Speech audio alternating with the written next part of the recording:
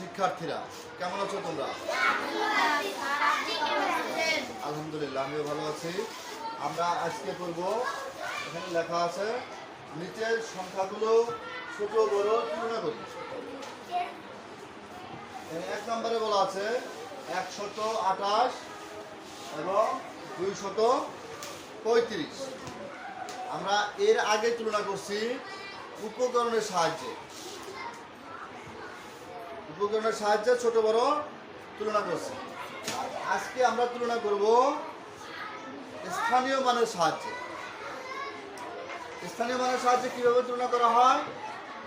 দুইটা সংখ্যা আছে, এখানে এই দুইটা সংখ্যা আমরা লিখলাম, মনে করো 128 আর কত আছে 235। এই সংখ্যাটা বড় নাকি এই সংখ্যাটা বড়? 235 বড়। কিভাবে নির্ণয় করব আমরা যেখানে 235 বড়? আচ্ছা, এইখানে কোনটা বড় কোনটা ছোট নির্ণয় করতে গেলে আমাদেরকে প্রথম যে সংখ্যাটা আছে এই সংখ্যার শতকের ঘরে মান দেখতে হবে এবং দ্বিতীয় ঘরে সংখ্যার শতকের ঘর দেখতে হবে। এইটা শতকের ঘর, এইটা দ্বিতীয় সংখ্যা শতকের ঘর। এখন এই দুইটার মধ্যে যে সংখ্যা শতকের মান বড় আমাদের ওই সংখ্যাটাই বড়। তাহলে দেখো তো 128 মধ্যে শতকের স্থান কোনটা? 1। তার মানে শতকের কত? 1। তারপরে 235 মধ্যে শতকের ঘর কত? কত আছে? 2। তাহলে এই 2 বড় না 1 বড়?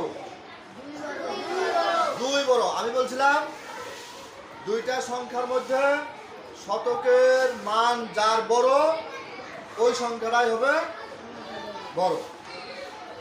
তাহলে 128 এবং 235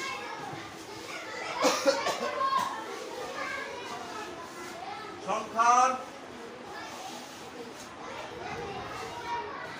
কি লিখবে? সংখ্যা 235 এর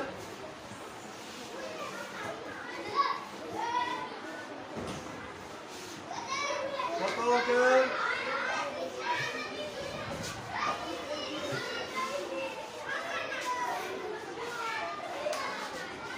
মান বড়, তাই 235 সংখ্যাটি বড়। ঠিক আছে, বুঝতে পারছো?